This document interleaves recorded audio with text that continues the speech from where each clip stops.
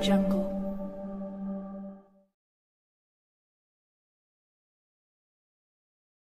السلام عليكم ورحمة الله تعالى وبركاته.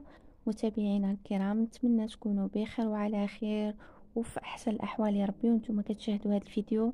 غادي نقول لكم اخوتي ما تنسوناش من التعليق ديالكم والاشتراك في القناه واللايك فضلا وليس امرا. صراحه اخوتي، شفنا رباب ازماني اشنو وقع ليها.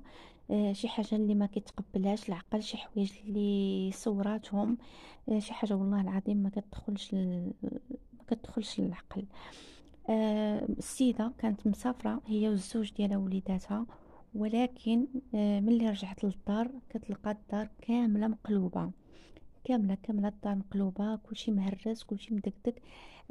كتلقى الزاج الدار كامله عامره بالزاج.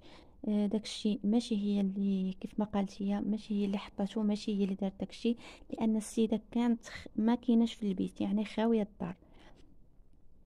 ولكن ملي رجعت كتلقى كلشي مقلوب. حنا شفنا كيفاش داكشي اللي صورات لينا. حتى سميتو القرآن في الارض، الصور ديالها مرميين في الارض، كلشي مرمي. حشومه والله. لو هادشي كامل كتقول هي، كتقول لك السبب ديالها السحر. هادشي كامل هي محاربه، كيف ما قالت هي محاربه مع الجن. وغادي نقولوا حسبي الله ونعم الوكيل في كل واحد كيأذي خان مسلم.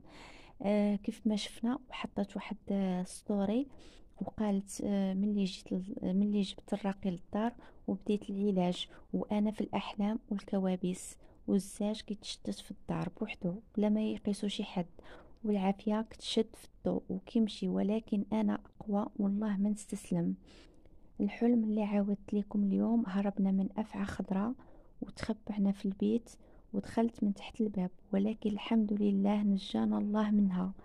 التفسير ديالو هو إن شاء الله بجهد الله غادي نتغلبوا على هاد الشي والسحر غيتبطل.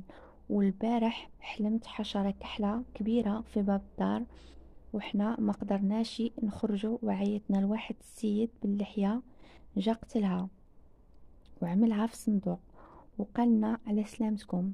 ونفس التفسير، لقيت السحر مرشوش في المكان اللي كانت فيه الحشرة، وإذا في الحلم تغلبنا عليها يعني إن الله سيبطل السحر. وسبحان الله نفس الشيء واقع.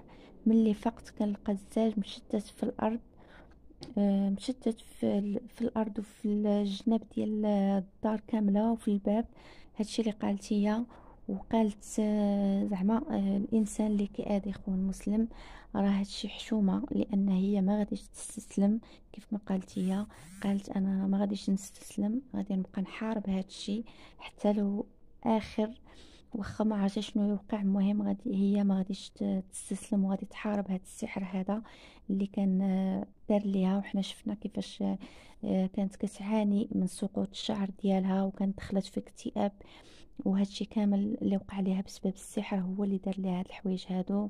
وكانوا الناس كيقولوا لا راه السيده باغا دير غير البوز وهذا، ولكن لا خوتي، حنا شفنا شنو كيوقع ليها.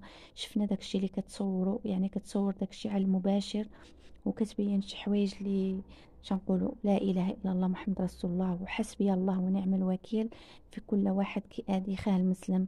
هادشي اللي غادي نقولوا، حسبي الله ونعم الوكيل. خوتي بسلام عليكم، فيديو مقبل ان شاء الله.